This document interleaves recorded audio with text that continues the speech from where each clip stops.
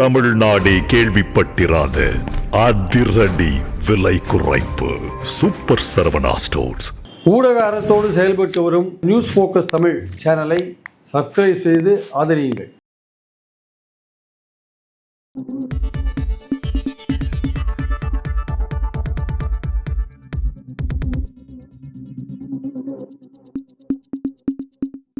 Sir வணக்கம்.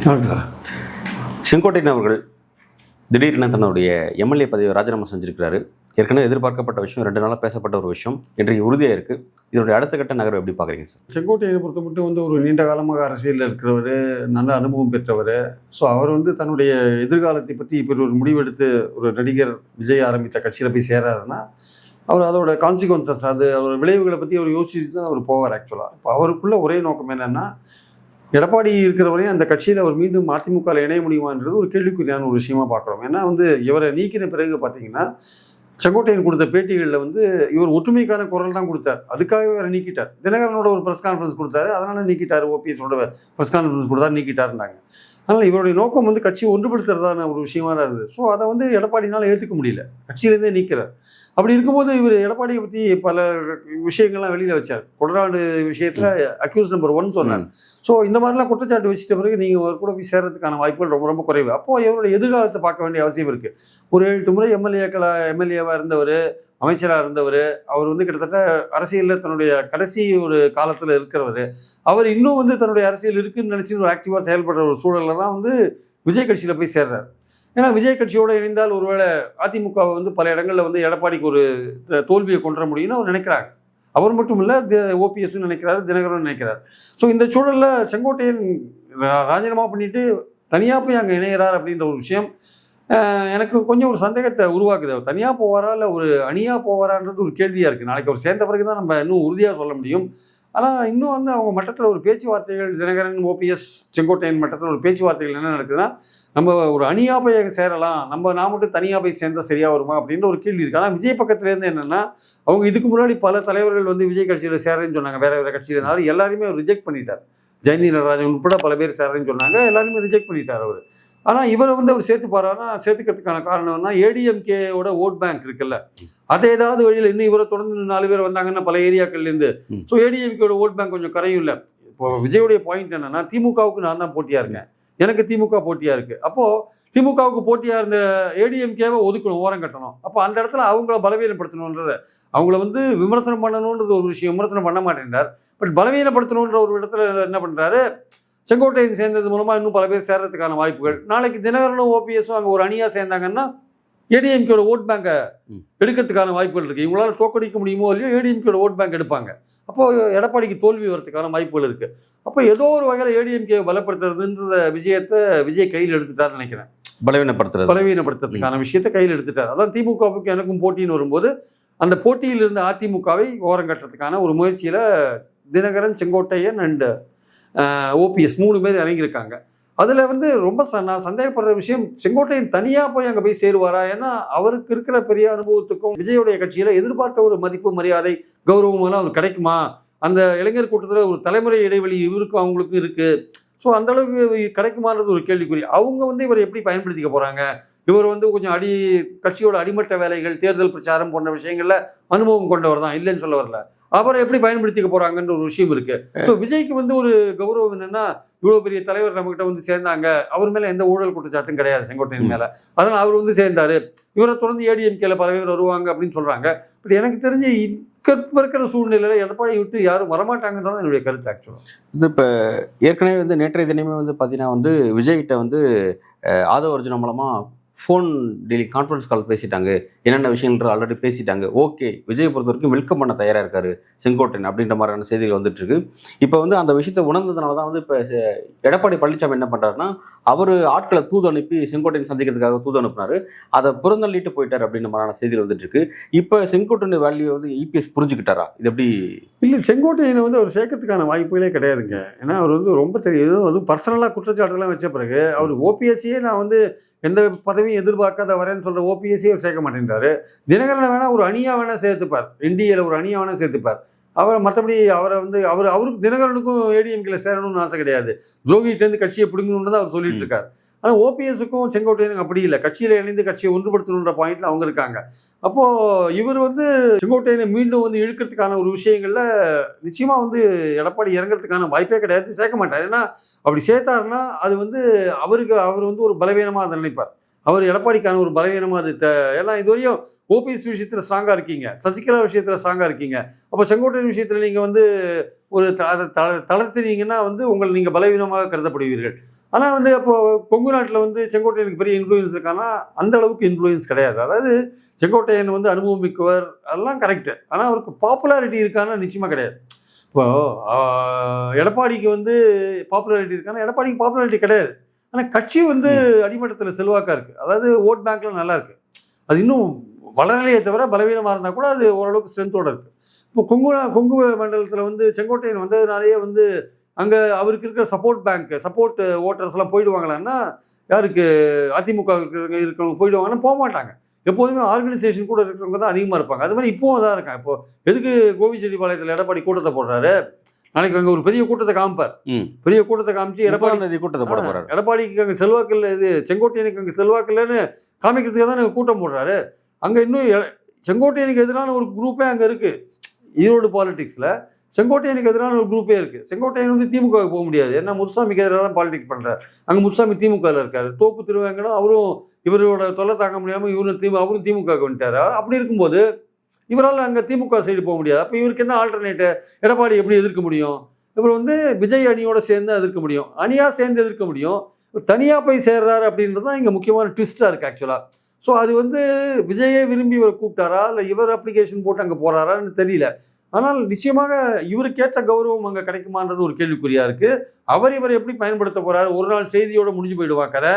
இவர் அங்கே போய் எப்படி அங்கே மெர்ஜா வரா ஜெல்லா வரான்றது ஒரு கேள்விக்குறியான விஷயமா இருக்குது. இவர் எப்படி அவங்க பயன்படுத்திக்க போகிறாங்கன்றது ஒரு விஷயமா இருக்குது. எல்லாமே பொறுத்திருந்து பார்க்கலாம். ஆனால் இவர் போனதுனாலேயே அதிமுகலேருந்து இன்னும் சில பேர் தாவேக்காவுக்கு போவாங்கன்ற அந்த பாயிண்ட் என்னால் ஏற்றுக்க முடியல. அது போகிறதுக்கான வாய்ப்புகள் ரொம்ப ரொம்ப குறைவு என்பது என் கருத்து. Right, okay sir. வந்து இப்போ எடப்பாடி பழனிசாமி அவர்கள் இன்னமும் சொல்லிட்டே தான் இருக்காரு, ஒரு மெகா கூட்டணி அமைக்க போகிறேன், டிசம்பரில் அமைக்க போகிறேன், ஜனவரியில் அமைக்க போகிறேன் அப்படின்னு சொல்லிட்டு இருக்காரு. அவர் அந்த தொண்டர்களுக்கும் மற்ற மாவட்ட நிர்வாகிகளுக்கும் ஒரு கொடுக்குற ஹோப் என்ன அப்படின்னா, விஜய் நம்ம கூட வந்துடுவார், அந்த விஷயத்தை தான் நான் கொண்டு போயிட்டு இருக்கேன் அப்படின்ற மாதிரி ஏற்படுத்திட்டு இருக்காரு, ஒரு பிம்பத்தை கொடுத்துட்டு இருக்காரு. இப்போ செங்கோட்டையனோட நகர்வு, செங்கோட்டையனுக்கு அடுத்து வந்து ஓபிஎஸ், டிடிவி இவங்களோட நகர்வு அப்படிங்கிறது எடப்பாடி பழனிசாமியோட அந்த ஆசைக்கு அந்த விருப்பத்துக்கு ஒரு முட்டுக்கட்டு அப்படின்னு பார்க்கலாமா? அதை நோக்கி தான் அது நகரப்போது. பட் விஜயே ஏற்கனவே முற்றுப்புள்ளி வச்சுட்டாரு. இப்போ பொதுக்குழுவில் என்ன சொன்னாரு? சொல்லி தான் முதலமைச்சர் கேண்டிடேட், எனக்கும் திமுகவுக்கு தான் போட்டின்னு சொன்னாரு. அது அதிமுகவுக்கு ஒரு முற்றுப்புள்ளி வச்சாரு. அப்படி ஒரு முற்றுப்புள்ளி வச்சாலும் பாஜகவையும் அதிமுக விமர்சனம் பண்ணாம திமுக மட்டும் விமர்சனம் பண்ணி ஒரு ஸ்பேஸை ஓப்பன் பண்ணி வச்சிருக்காரு. அதையும் நம்ம உண்மை நீங்க சொல்றது நான் இல்லைன்னு மறுக்கல. பட் ஆனால் வந்து அதிமுகவை பலவீனப்படுத்துவது வந்து ஒரு நோக்கமா வச்சிருக்காரு. அதனால வந்து செங்கோட்டையனை வந்து இவங்களோட அணி அமைக்கிறதே, தினகரனுடையோ இல்லை ஓபிஎஸோடையோ அணி அமைக்கிறதே வந்து அதிமுகவை பலப்படுத்துறது, அவங்க ஓட்டுகள் இழுக்கிறது தான் அவங்க நோக்கமாக இருக்கும். அதனால எதிர்கட்சியாக இருக்கிறதுனால ஒரு விமர்சனம் பண்ணாத இருக்கலாம். ஆனால் நாளைக்கு வந்து ஒரு விமர்சனம் பண்ண வேண்டிய கட்டாயத்துக்கு தள்ளப்படுவார். ஏன்னா திமுகவுக்கு பதிலாக நாங்கள் தான் மாற்றி நீங்கள் கிளைம் பண்ணுறீங்க. ஆனால் திமுகவுக்கு மாற்றம் இங்கே ஏற்கனவே ஒரு கட்சி நாங்கள் தான் அடுத்த ஆட்சிக்கு வருவோம்னு சொல்லிட்டு இருக்காங்க. ஏடிஎம்கே சொல்லிட்டு இருக்கு, நான் தான் முதலமைச்சர் பழனிசாமியை சொல்கிறாங்க. அப்போது விஜய்க்கு வந்து திமுக மட்டுமா வந்து வீழ்த்த வேண்டிய அவசியம் இருக்குது, விஜய்க்கு அதிமுகவும் வீழ்த்த வேண்டிய அவசியம் இருக்குல்ல. ஏன்னா அவங்களும் போட்டியாளர்கள் ஒருத்தராக இருக்காங்கல்ல. அப்போ அவங்களையும் நீங்கள் வீழ்த்த வேண்டிய கட்டாயம் இருக்குது, அரசியல் ரீதியாக வீழ்த்த வேண்டிய கட்டாயம் இருக்குது. அப்போ அவங்கள எப்படி விமர்சிப்பீங்க? திமுக அதிமுக ரெண்டுமே வந்து அவங்க கொள்கையிலேருந்து நழுவி போயிட்டாங்க, ரெண்டு பேருமே ஊழல் கட்சி அப்படின்ற ஒரு பாயிண்ட்ல தான் நீங்கள் விமர்சிக்க முடியும். அப்போ தான் திமுக அதிமுக விரும்பாத நடுநிலையாளர்கள் ஓட்டு உங்களுக்கு கிடைக்கும். அதாவது விஜயகாந்த் பண்ண மாதிரி ரெண்டு பேரும் விமர்சனம் பண்ணி பண்ண அரசியல் மாதிரி திமுக அதிமுக ரெண்டும் வேண்டாம் அப்படின்ற மக்கள், நடுநிலை மக்களோட ஓட்டு ஒரு 7-8%, 10% வரைக்கும் கூட இருக்கலாம். அவங்க எலெக்ஷன் போது டிசைட் பண்ணுற, சரிப்பா இவங்க ரெண்டு பேருக்கு மாற்று ஒருத்தர் வந்திருக்காரு அப்படின்னு அவங்க எப்போ ஓட்டு போடுவாங்கன்னா, நீங்கள் ரெண்டு பேரையும் அட்டாக் பண்ணும்போது தான் ஓட்டு போடுவாங்க. இந்த மாதிரியான ஒரு அதிமுக விமர்சனம் பண்ணாத இருந்தீங்கன்னா அவங்களுக்கு ஒரு சந்தேகம் வரும். ஒருவேளை ஒரு நாளைக்கு அங்கே போய் கூட்டணி அமைப்பாரோ ஒன்று எதுன்னு யோசிப்பாங்க. இப்போ கரூர் விஷயத்திலே விஜய்க்கு கெட்ட பேர் தான். போய் அந்த பாதிக்கப்பட்டவர்களை பார்க்கலன்றது, கூப்பிட்டு பார்த்தாரு, அங்கே மருத்துவமனையில் போய் பார்க்கல, இதெல்லாம் வந்து ஓடி வந்ததெல்லாம் வந்து ஒரு நடுநிலையாளர்கள் மத்தியில் அவருக்கு ஒரு ஏற்கனவே ஒரு கெட்ட பேரை ஏற்படுத்தியிருக்கு. அவர் ரசிகர்கள் அவருக்கு பின்னாடி இருக்கலாம், பட் எதையும் சாராத ஒரு மக்கள் இருக்காங்கல்ல, அவங்க ஓட்டு போடுற விஷயம் இருக்குல்ல, அது ஒரு ரொம்ப முக்கியமான ஒரு விஷயம். அவங்க ஆளுங்கட்சி எப்படி ஓட்டு போடுவாங்க? நல்லது செஞ்சாங்க, நமக்கு எதாவது பண்ணினாங்கன்னா ஓட்டு போடுவாங்க. அந்த மாதிரி அந்த தேர்தல் நேரத்தில் அவங்க செலக்ட் பண்ணுவாங்க. இவங்க ரெண்டு பேரும் சரியில்லை, மூணாவதாக இவரை செலக்ட் பண்ணலான்னு அப்படி ஒரு ஆங்கிளில் செலக்ட் பண்ணுவாங்க. இப்போ விஜயை பொறுத்த மட்டும் அதிமுக விமர்சனம் கட்டாயத்துக்கு தள்ளப்படுறாரு. அவர் ஆக்சுவலாக வரப்போகிற காலகட்டத்தில் அவர் செய்யக்கூடிய கட்டாயம் இருக்குது. ஆக்சுவலாக அதே மாதிரி பாஜக விமர்சிக்க வேண்டிய அவசியமும் இருக்குது. ஏன்னா பாஜகவோட அது சென்ட்ரல் கவர்மெண்ட் ஆட்சியில் இருக்குது, தமிழ்நாட்டு எலெக்ஷனுக்கு அதுக்கும் என்ன சம்பந்தம் சொல்ல முடியாது. ஏன்னா பாஜகவுடைய பல நடவடிக்கைகள் தமிழ்நாடு கவர்மெண்ட்டுடைய நிர்வாகத்தில் பாதிக்குது. நிதி கொடுக்காத இருக்கிற விஷயங்கள், அந்த மத்திய பாஜகவுடைய கவர்மெண்ட்டுடைய செயல்பாடுகள், நிதி கொடுக்காமல் இருக்கிறது, இந்தியை திணிக்கிறது, நீட்டை வந்து மசோதா அமைச்சு கூட பாஸ் பண்ணாத இருக்கிறது, அப்புறம் நம்ம தொன்மையை வந்து இப்போ கேள்வி கேட்கறது, இந்த மாதிரி பல விஷயங்களில் வந்து கவர்னர் மூலமாக குறைச்சல் கொடுக்கறதுன்னு பல விஷயங்களில் வந்து பாஜக கவர்மெண்ட் எதிராக இருக்குது. ஸோ அதில் வந்து புதிய கல்விக் கொள்கையை திணிக்கிறது, இந்த மாதிரி விஷயங்கள்லாம், கல்வி நிதியை கொடுக்காத இருக்கிறது, இதெல்லாம் மெட்ரோ ப்ராஜெக்ட் கொடுக்காத இருக்கிறது, இந்த மாதிரி பல விஷயங்கள் இருக்கிறதுனால பாஜக வந்து நேரடியாக வந்து தமிழ்நாட்டோட சம்மந்தப்படாட்டி கூட இந்த மாதிரி தமிழ்நாட்டுடைய நிர்வாகத்தை அஃபெக்ட் பண்ணுற மாதிரியான விஷயங்கள் இருக்கிறதுனால திமுகவுடைய முக்கியமான எதிர்ப்புன்றது பாஜகவை நோக்கி தான் இருக்கிறத பார்க்குறோம். ஏன்னா அதோடைய எதிர்ப்பு ஓட்டுகள் தான் திமுகவுக்கு ஒரு பெரிய ஓட் பேங்காக இருக்கிறத பார்க்குறோம். அப்போது அந்த ஓட் பேங்கை நீங்கள் எடுக்கணும்னா நீங்கள் பாஜகவை அட்டாக் பண்ண வேண்டிய கட்டாயத்துக்கு விஜய் தள்ளப்படுறார். அதையே இனிமேல் பண்ணக்கூடிய காலகட்டம் வரும்னு நினைக்கிறேன். அதனால தான் அவர் ஏற்கனவே என்ன சொன்னார்னா, பாஜகவுடையோ அதோடு தொடர்பு கொண்ட கட்சிகளோடையோ கூட்டணி கிடையாதுன்னு ஒரு விஷயத்தை ஏற்கனவே சொல்லியிருக்காரு. இப்போ செங்கோட்டையன் நாளைக்கு போய் இணைஞ்சார் வச்சுக்கோங்க, அவர் இணையிறார் பட்சத்தில் அதிமுக வந்து விஜயை நோக்கி போகிற வாய்ப்புகள் முற்றிலும் அது தடுக்கப்படும். செங்கோட்டையன் அங்கே இருக்கும்போது அப்புறம் இவர் அங்கே போய் இணைஞ்சாருன்னா அப்புறம் செங்கோட்டையன் என்ன பண்ணுவார்? முதலமைச்சர் எடப்பாடின்னு சொல்லிட்டு பிரச்சாரம் பண்ண முடியுமா? அது சங்கடமான ஒரு விஷயமா இருக்கும். அதனால செங்கோட்டையனை விஜய் சேர்க்கிறார் அப்படின்னா அது வந்து அதிமுகவுக்கு ஒரு முற்றிலும் ஒரு ஃபுல் ஸ்டாப் போடுற விஷயமா இருக்கும். அந்த கூட்டணிக்கு இனிமேல் அதிமுக அட்டாக் பண்ணுற விஷயம் ஆரம்பமாகும் என்பதுதான் என் கணிப்பு ஆக்சுவலாக. Right sir. இப்போ அந்த மொத்த விஷயத்துலையும் பாஜகவுடைய விருப்பம் என்ன, அவங்களோட நகர்வு என்ன, அமித்ஷாவோட திட்டம் என்னன்றதை பேச வேண்டியதாக இருக்குது. இப்போ என்னன்னா வந்து ஏற்கனவே இந்த என்டிஏ அலையன்ஸை, அதாவது அதிமுக பாஜக இந்த கூட்டணி வந்து 1 வருஷத்துக்கு முன்னாடி உருவாக்கப்பட்டிருந்ததை கூட அந்த கட்சியோட உட்கட்சி விவகாரத்தில் தலையிட மாட்டேன்னு சொல்லிட்டு அமித்ஷா சொன்னார். ஆனால் சொன்னபடி அவர் நடந்துக்கல அப்படிங்கிறதான் வந்து செங்கோட்டையனோட பிரச்சனை. அதுக்கப்புறம் தான் கிளம்பிச்சு அவர் அந்த மாதிரி நடந்துக்கல அப்படிங்கிறது அதிமுக வட்டாரங்களே சொன்னாங்க. ஸோ வந்து இப்போ கூட என்னன்னா, செங்கோட்டையன் வந்து என்னோட அவ்வளோ நகருக்கு முன்னாடி பாஜக தான் இருக்குன்னு சொல்லி அவரும் அண்மையில் சொல்லியிருந்தார். ஸோ அப்போ இப்போ இவர் தாவேக்க நோக்கி நகரவும் அதுக்கு முன்னாடியும் பாஜக தான் இருக்கா? இது மூலமாக வேற ஒரு கணக்குகள் திட்டமிடுறாங்களா? எப்படி இதை புரிஞ்சுக்க வேண்டியது இருக்கு? அதாவது இதில் நம்ம முதல்ல புரிஞ்சிக்க வேண்டியதுன்னா, செங்கோட்டையன் வந்து தொடர்ந்து பாஜக தலைவர்களோட ஒரு இதில் இருக்கார், நல்ல இணக்கத்தில் இருக்கார், ரேப்போவில் இருக்கார், நல்ல ரேப்போவில் இருக்கார். அவர் வந்து அவங்க வந்து பீகார் எலெக்ஷனுக்கு அப்புறம் அதிமுகவை ஒன்றுபடுத்தணும்னு எடப்பாடிக்கு ப்ரெஷர் கொடுக்குறாங்க. எடப்பாடி அதை ரிஜெக்ட் பண்ணுறார். ஆக்சுவலாக அவர் ஒத்துக்க மாட்டேன்றார். ஸோ அந்த சூழலில் வந்து செங்கோட்டையன் அங்கே நீடிக்கிறதுக்கான வாய்ப்புகளில் அவர் வெளியில் அனுப்பப்படுறார். இப்போ இவருக்கான அரசியலை பார்த்துட்டு இவர் போகிறதுக்கான ஒரு விஷயங்கள் இறங்குறார். இப்போது பாஜகவோட தொடர்பு கொண்டவராக இருக்கிறதுனால பாஜக சொல்லி தான் இவர் வந்து தாவேக்காக்கு போகிறாரான்ற ஒரு கேள்வி இருக்குது. அந்த கேள்வியை வந்து நம்ம தவிர்க்கவே முடியாது. அப்போது பாஜகவோட நோக்கம் என்னவா இருக்கும் அப்படின்னா, அதில் ஒரு விஷயம் பார்க்கணும். நயினார் நாகேந்திரன் எங்கே போனாலுமே அவரை நோக்கி ஒரு கேள்வி வைக்கப்படுகிறது. தாவேக்காவுடன் கூட்டணி உண்டான அவரை தொடர்ந்து எல்லா ஊர்லேயும் கேட்குறாங்க. அவர் உடனே என்ன சொல்கிறாரு, அது ஜனவரி மாதம் முடிவு செய்யப்படும் அப்படின்றார். கொள்கை வேறு. அப்போ உடனே தமிழிசை என்ன சொல்கிறாங்க, கொள்கை வேறு கூட்டணி வேறு. 67 எப்படி எல்லாரும் சேர்ந்து காங்கிரஸை விரட்டினாங்களோ அது மாதிரி திமுக விரட்டணும் அப்படின்றாங்க. முதல்ல வந்து நயினார் நாகேந்திரன் சொல்கிற விஷயம் வந்து தாவேக்கா பாஜக இவங்க 2 பேருக்குள்ள ஏதோ ஒரு விஷயம் போயிட்டு இருக்கு அப்படின்ற மாதிரியான ஒரு விஷயத்த மக்கள் மத்தியில் பொதுவெளியில் இருக்கிற மாதிரியே பார்த்துக்கிறார். ஆக்சுவலாக அவங்க வந்து தாவேக்கா அதை ரிஜெக்ட் பண்ணால் கூட இவர் அதை பார்த்துக்கிறார். ஏன்னா இவங்களுக்கு தெரிஞ்சிருக்கு தாவேக்கா எப்படி கூப்பிட்டு போடணும் அப்படின்னு. இதுக்குள்ள அணிக்குள்ளே கொண்டாதான் தான் திமுகவை தோக்கடிக்க முடியும். இவங்க பலவீனமாக இருக்காங்க, பாஜக அதிமுக அணி பலவீனமாக இருக்குது. ஸோ அவங்களை கொண்டோம் யாருமே கூட்டணிக்கும் போக மாட்டேன்றாங்க. அதனால் அவங்களை கூப்பிடணும்னு ஒரு அந்த முயற்சியில் அவங்க இருக்காங்க. ஆனால் அதே சமயம் பார்த்தீங்கன்னா செங்கோட்டையன் அங்கே போயிட்டார் வச்சுக்கோங்களேன். செங்கோட்டையன் பாஜகவுக்கு வேண்டியவரான செங்கோட்டையன் அங்கே ஏற்கனவே ஆதவர்ஜுன் அங்கே இருக்கார். அவர் பாஜகவுக்கு வேண்டியவர் தான். அவர் போய் ஒரு வகையில் ஏதோ முயற்சி பண்ணுறார். பட் விஜய் வந்து தெளிவாக இருக்கார் போல் இருக்கு. எந்த கட்டத்துலையும் நம்ம பாஜகவோட கொள்கை எதிரியான பாஜகவோட கூட்டணி கிடையாதுன்ட்டு. ஏன்னா அவர் எடுத்த உடனே முதல் எலெக்ஷன்லேயே நீங்கள் சொல்கிற பேச்சை தாண்டி நீங்கள் வார்த்தையை தவறி நீங்கள் போனீங்கன்னா மக்கள்கிட்ட நீங்கள் மதிப்பை இழந்துருவீங்க. ஆக்சுவலாக ரெண்டாவது நீங்கள் அப்படி போய் சேர்ந்தீங்கன்னா முதல்ல ஒரு 14-15% ஓட்டை நீங்கள் இழந்துருவீங்க. பாஜக எதிர்ப்பு ஓட்டுகள் தமிழ்நாட்டில் இருக்குல்ல, அதை நீங்கள் இழந்துருவீங்க. அதனால் வந்து விஜய் என்ன நினைக்கிறாரு, அது போகக்கூடாதுன்னு நினைக்கிறாரு. ஆனால் சில பேர் எப்படியாவது அவரை கொண்டு சேர்க்கணும்னு முயற்சி பண்ணுறாங்க. அந்த முயற்சியில் ஒரு பங்காக ஒரு செங்கோட்டையனை உள்ளே அமைச்சிருக்காங்களா தாவேக்கா நாளைக்கு சேர்ந்தாருன்னா சொல்கிறேன். சேர்ந்தா அப்படி ஒரு சந்தேகம் வந்து எழாமல் இல்லை. ஆக்சுவலாக அப்படி ஒரு சந்தேகம் இருக்குது. ஆனால் விஜய் வந்து தெளிவாக இருக்கார், பாஜகவோட போகக்கூடாதுன்றது தெளிவாக இருக்கார். ஏன்னா முதல் எலெக்ஷன்லேயே நம்ம போனால் நம்ம பேர் கெட்டு போயிடணும்னு அவர் நினைக்கிறாரு. ஆனால் இவர் போயிருக்கிறது செங்கோட்டையன் பாஜகவோட உறவில் இருக்கிற நல்ல உறவில் இருக்கிற செங்கோட்டையன் அங்கே ரீச் ஆகிருக்குன்றது ஒருவேளை தேர்தலுக்கு அப்புறம் ஏற்படுற நிலைமையை சரி பண்ணுறதுக்காக கூட இருக்கலாம், ஒன்றும் சொல்ல முடியாது. ஓகே, தொலைதூர திட்டத்தை தேர்தலுக்கு அப்புறம் வந்து என்ன மாதிரி ஜெயிச்சு வராங்க, எந்த கட்சி எவ்வளோ ஜெயிக்குதுன்னு சொல்ல முடியாதுல்ல. ஸோ அந்த சமயத்தில் ஏதாவது உதவி பண்ணுற மாதிரி இருக்கலாம். ஒருவேளை தனியாக அவங்க போனால் கூட அந்த சமயத்தில் ஏதாவது நமக்கு உதவி பண்ணுற மாதிரியான, அந்த சமயத்தில் நமக்கு ஆதரவு கொடுக்குற மாதிரியான ஒரு நிலைப்பாட்டை ஏற்படுத்தலாமோ அப்படின்ற அந்த ஐடியாவில் கூட இருக்கலாம். ஆனால் பாஜகவோட எந்த கட்டத்திலையும் உறவு கிடையாதுன்றதுல விஜய் கிளீனாக இருக்கார். அதில் செங்கோட்டையன் அந்த ஸ்டாண்டில் ஏதாவது மாற்றத்தை உண்டு பண்ணுவாரா அப்படின்றது கொஞ்சம் யோசிக்கக்கூடிய ஒரு விஷயம். அதனால் வந்து பாஜக சொல்லி தான் இவர் சேர்ந்தாரான்னா அந்த கேள்வி எழாமல் இல்லை, அந்த சந்தேகம் இருக்க தான் செய்யுது ஆக்சுவலாக. ஆனால் சார் இதில் வந்து ஒரு முக்கியமான விஷயம் கவனிக்க வேண்டியதாக இருக்குது. ஒருவேளை வந்து செங்கோட்டையன் வந்து அனுப்பப்பட்டது வந்து தேர்தலுக்கு அப்புறம் தான் அப்படின்ற மாதிரியான ஒரு விஷயங்கள் திட்டமிட இருக்கலாமோ ஓகே அப்படின்னா கூட இந்த 4 கார்னர் ஃபைட்ல டிஎம்கே ஒரு எட்ஜ் இருக்குங்கிறது மறுக்க முடியாத விஷயம். அப்போ அதை சரி பண்ணால் மட்டும்தான் என்டிஏனுடைய வெற்றி வாய்ப்பை பற்றி யோசிக்கவே முடியும். அப்போ பாஜக இதை பொறுத்தவரைக்கும் என்ன கணக்கு போடுவாங்க? இந்த நான்கு முனை போட்டியை 3 முனை ஆக்கிறதுக்கு செங்கோட்டையை பயன்படுத்தினா புரிஞ்சுக்க முடியுது. ஆனால் அது 4 முனையாக இருக்கிறத விரும்புகிறாங்க அப்படின்னா வந்து அது எப்படி கணக்கு போகிறாங்க, அதை எப்படி புரிஞ்சுக்கிறாங்க? 4 முனை போட்டி திமுக அட்வான்டேஜ் தான், அது சந்தேகம் கிடையாது. திமுக எதிர்ப்பு ஓட்டுகள் பிரிகிறது இல்லை, அதனால் அது அட்வான்டேஜ் தான். விஜய்க்கு வந்து வாக்குகள் வரத்துக்கான வழிகள் நிறையா இருக்குது. திமுக எதிர்ப்பு ஓட்டுகள் அவருக்கு கொஞ்சம் வரத்துக்கான வாய்ப்புகள் இருக்குது. பாஜக எதிர்ப்பை தீவிரமாக கையாண்டால் பாஜக எதிர்ப்பு ஓட்டுகள் திமுகவுக்கு போகிற பாஜக எதிர்ப்பு ஓட்டோட கொஞ்சம் எடுக்கிறதுக்கான வாய்ப்புகள் இருக்குது. அதிமுக விரும்பாத நடுநிலையாளர்கள் வாக்குகள் போடுறதுக்கான வாய்ப்பு இருக்குது. அவருடைய ரசிகர்கள் ஓட்டு வாய்ப்பு இருக்குது. சீமான்ட்ட போன அவருடைய ஓட்டை பிடிக்கிறதுக்கான வாய்ப்பு இருக்குது, திரும்பி எடுக்கிறதுக்கான வாய்ப்பு இருக்குது. நிறைய வழிகள் இருக்குது. பட் அவர் எப்படிப்பட்ட நிலைமையை கையாளுறார்? அதிமுகவை சீரியஸ் விமர்சிக்கிறாரா, பாஜகவை சீரியஸ் விமர்சிக்கிறாரா, இதெல்லாம் பொறுத்து தான் அந்த வாக்குகள் வர்றது அமையும் ஆக்சுவலாக. ஆனால் 4 முனை போட்டின்னு தீர்மானிச்சுட்டா அது திமுகவுக்கு ஒரு எட்ஜு கொடுக்குன்றதுல சந்தேகம் இல்லை. கொள்கையெல்லாம் வேறு பக்கம் வச்சுட்டு கொள்கை எதிரிலாம் சொல்லாதீங்க, திமுக ஒழிக்கணும்னு எங்கள் பக்கம் வாங்கன்னு தமிழிசை சொல்கிறாங்க. 67 மாதிரின்றாங்க. 67 விஷயமே வேறு. 67 வந்து காங்கிரஸ் ஆட்சியை ஒழிச்சு கட்டணும்னு மக்கள் உறுதியோடு இருந்தாங்க. இந்திய எதிர்ப்பில் வந்து போராட்டம் கொழுந்து விட்டு எரிஞ்சுது.